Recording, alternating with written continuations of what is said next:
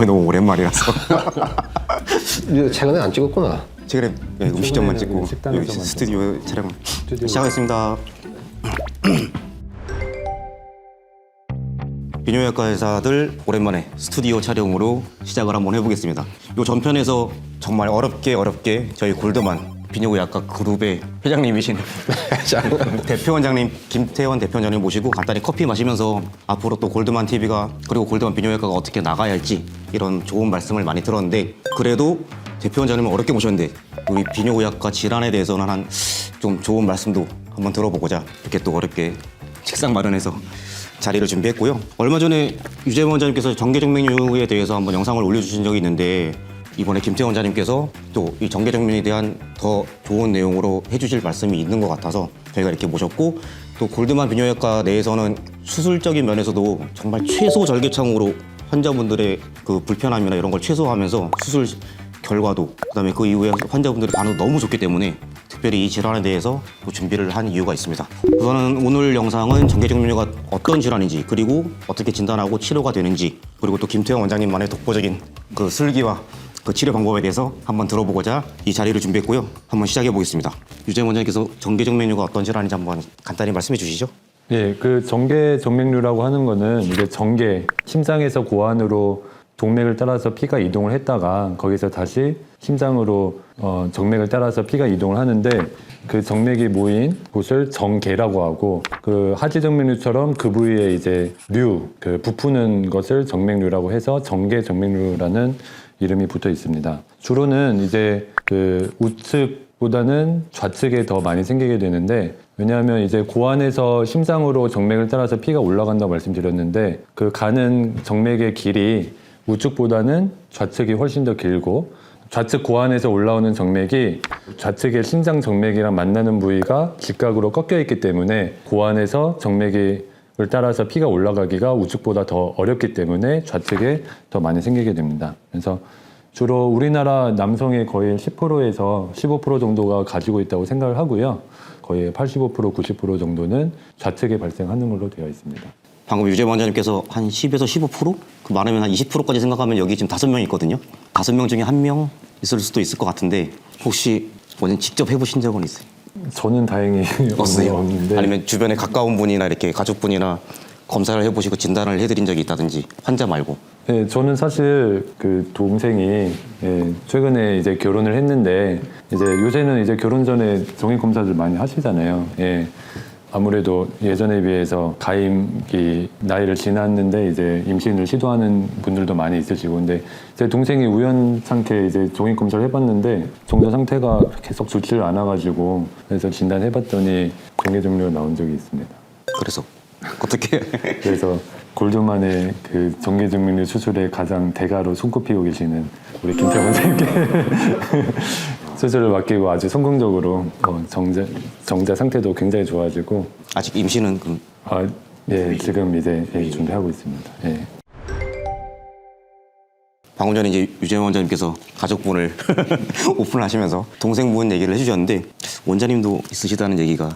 사실은 제 둘째 아들놈도 정계정맥류였고 제가 수술을 해줬었어요.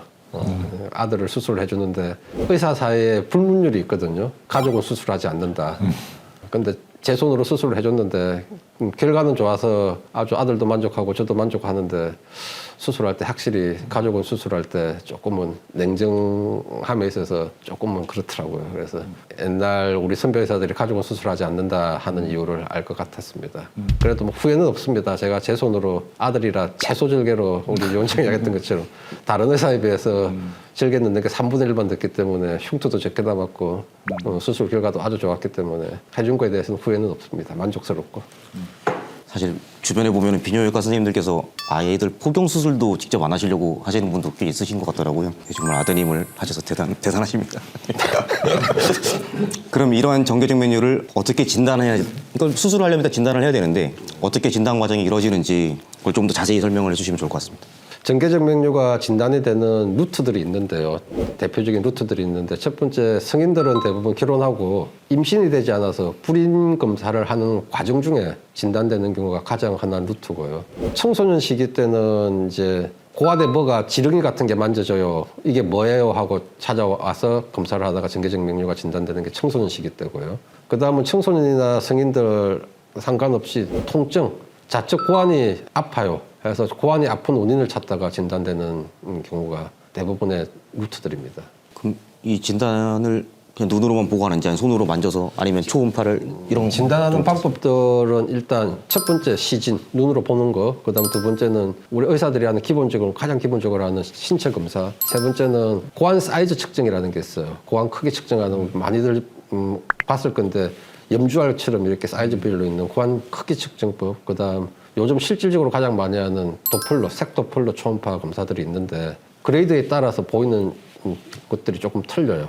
정계정맥류를 우리가 그레이드를 1, 2, 3로 나눕니다. 그래서 그레이드 1은 복압을 상승시키는 발살바마뉴법이라는 복압을 상승시켰을 때만 그런 지렁이 같은 게 왼쪽 고환에서 만져지는 거를 그레이드 1이라고 그러고요. 그레이드 2는 복압 상승 없이 저희가 검진을 했는데 음낭 내에서 그런 지렁이 같이 늘어난 정맥이 만져질 때를 그레이드 2라고 그러고요. 그레이드 3는 내렸는데 육안으로 정맥이 우려이 되는 게 외부에서 보이는 거를 그레이드 3라고 그럽니다. 그리고 이런 발살바마뉴법을 할 때 중요한 것들이 하나 있고 실제 임상에서 많은 비뇨기과 의사들이 전공의 과정 때 스승님으로부터 배웠지만 안 하는 것들 중에 가장 중요한 키포인트를 하나 지적을 하자면 일단 환자가 왔을 때 특히 추운 겨울날 실내 온도 정도 된 18도, 25도 정도 되는 실내 온도에서 환자를 10분 정도 대기하고 난 뒤에 검진을 해야 된다는 사실이 되게 중요하고요.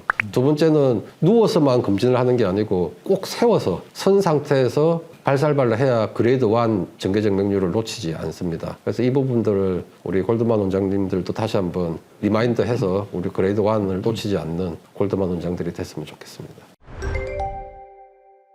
대부분 비뇨의학과 가면 그냥 초음파만 딱 보고 아니면 눈으로 보고 간단히 진단을 하지만 원장님 말씀처럼 정말 누운 자세나 선 자세 이런 거 다 비교하면서 정말 정확하게 진단하는 게 저희 후배들로서도 다시 한번 주의를 하고 더 신경을 써야 될 것 같고요. 그리고 사실 뭐 다른 병원에서 정계정맥류 꼭 비뇨의학과 아니더라도 요즘에는 다른 과인 병원에서도 정계정맥류를 진단하는 것 같은데 진단받고 수술까지 알아보고 이제 병원을 바꿔서 저희한테 찾아오시는 경우가 있는데 실제로 고환 통증이나 이런 게 정계정맥류가 아닌 경우도 꽤 보지 않으시는가요? 뭐 다른 염증 질환이라든지.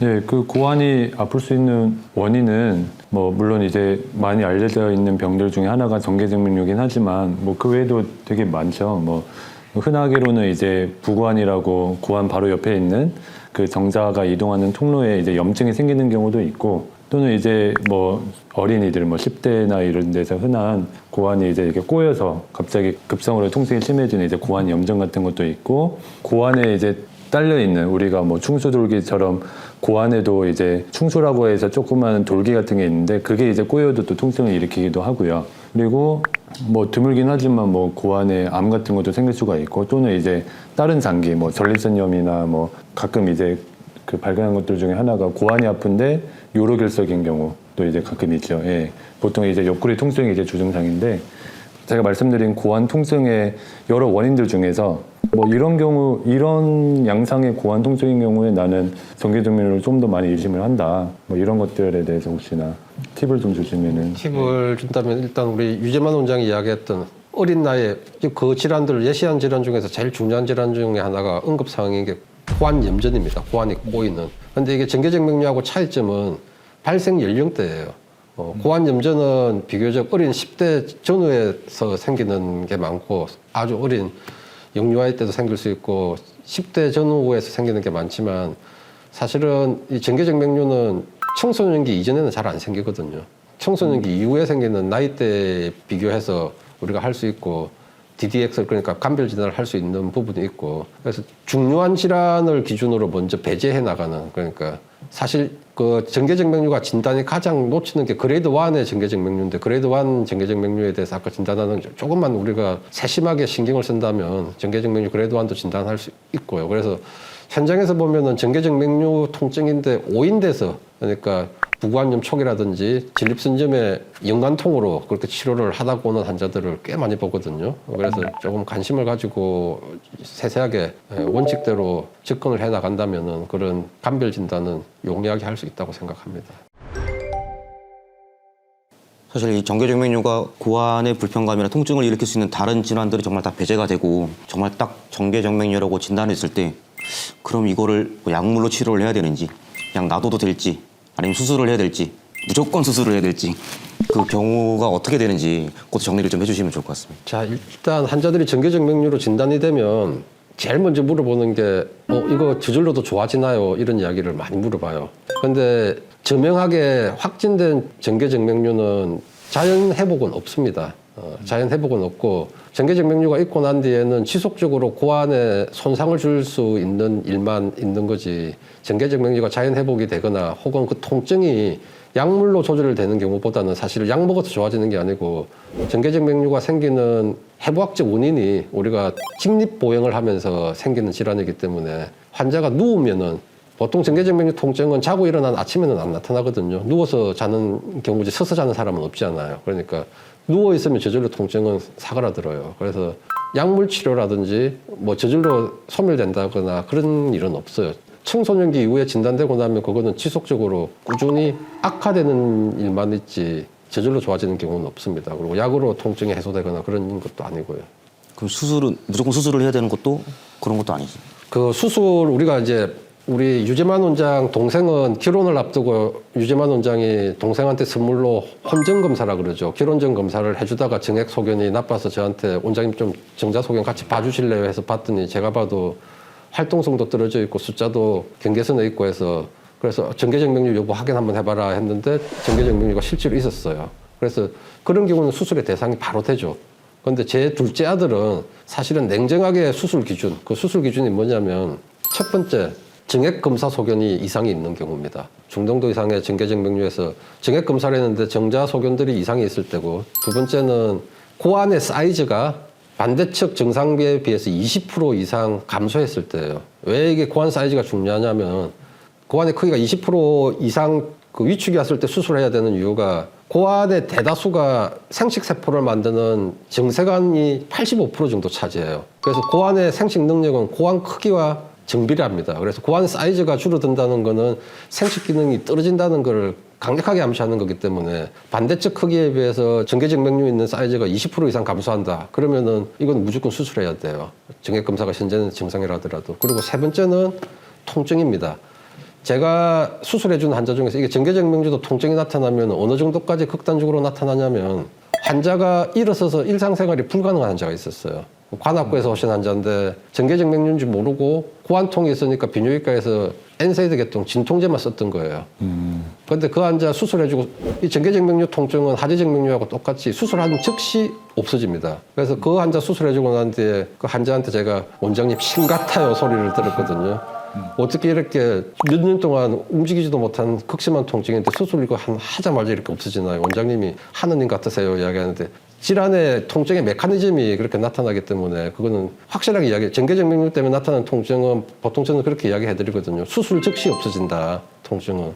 그래서 통증이 심할 경우에 수술한 이 세 가지의 인디케이션인데 정계정맥류가 진단되고 난 뒤에 정계정맥류는 아까 제가 이야기했죠. 저절로 소멸되지 않는다, 없어지지 않는다. 그런데 정계정맥류가 확진되고 난 뒤에는 정계정맥류로 인해서 고환의 손상은 지속적으로 이어진다 이렇게 돼 있거든요. 그래서 제 둘째 아들을 수술해준 이유가 둘째 아들이 대학생인데 제 둘째 아들은 그레이드 2였고 통증도 없었고 정액검사가 정상이었지만 향후에 결혼해서 아기를 낳을 때까지의 기간이 너무 길었어요.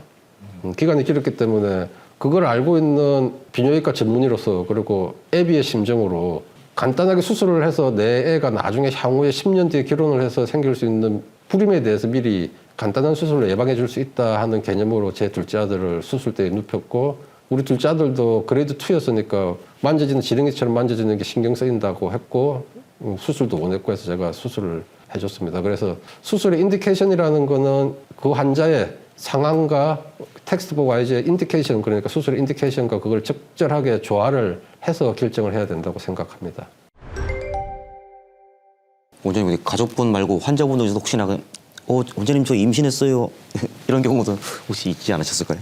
제가 우리 유경 원장하고 유재만 원장이 저를 이렇게 해서 이걸 찍자고 했을 때 했던 이유 중에서 사실은 이 수술은 대부분 대학병원에서는 하반신 마취나 전신 마취로 해요. 그런데 저는 한 15년, 20년 전부터 국소마취로 수술을 했거든요. 제일 기억에 남는 환자가 그 연도도 기억에 납니다. 2014년도에 70년생이었어요. 그러니까 저보다 2살이 어린 사람이었죠. 2014년도에 70년생이면은 나이대가 43세겠죠, 그죠?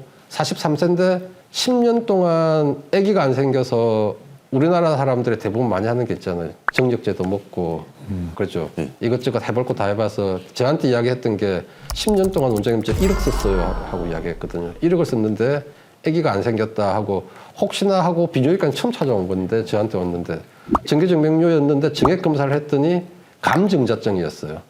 감증자증은 우리가 임신 확률이 되게 떨어지잖아요, 그죠? 아주 심한 정도의 감증자증이었는데 정계정맥류 그 당시에 수술 수가 이렇게 했을 때 그 1억에 비해서는 엄청나게 적은 돈이잖아요, 그죠? 근데 그 환자 수술하고 난 뒤에 임신했다고 양가지만 모여서 잔치할 때 저한테 전화가 왔어요. 환자가 술이 거나하게 취해가지고 원장님 임신해서 지금 잔치 중이에요. 그래서 원장님한테 너무 고마워서 전화한다고.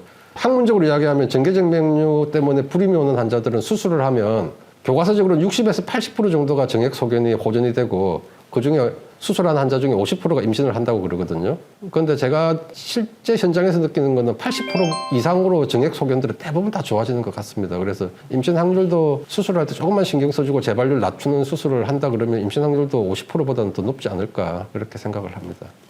네, 원장님께서 아까 이제 국소 마취라는 말씀을 해주셨는데 사실 저희가 수술적 치료를 하면은 물론 이제 영상학과에서 하는 뭐 색전술 이런 것도 있지만 대부분은 절개. 사실 교과서로 보면 미국, 유럽 비뇨의학과학회 가이드라인을 보면은 일단 어쨌든 절개로 하는 수술이 원칙적으로 되어 있거든요.